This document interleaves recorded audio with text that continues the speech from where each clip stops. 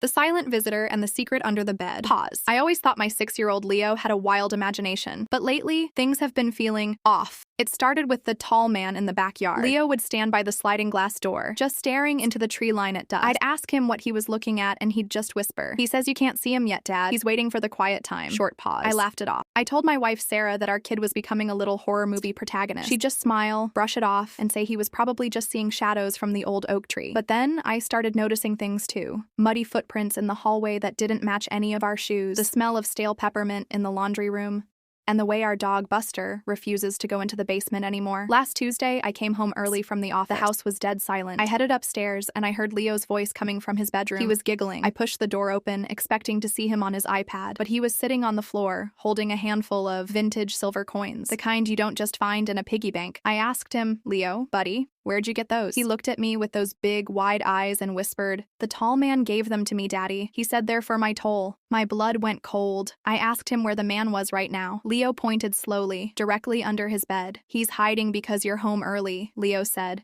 his voice trembling just a little. "He says it's almost time for our trip, and that Mommy already said it was okay." I grabbed Leo, bolted out of the room, and called Sarah, screaming into the phone. She picked up, sounding confused. Then she started crying. Long pause. She told me, "I didn't think he was real, Mark. I thought I was dreaming. He's been standing in the corner of our room every night for a month, just watching us sleep. And he told me if I said a word, he'd take Leo first." Pause. "We aren't going back to that house. Because when the police checked the crawl space under Leo's bed, they didn't find a man. They found a small hand-carved wooden door leading into a room that shouldn't exist, and it was filled with hundreds of peppermint wrappers and a single handwritten note that said,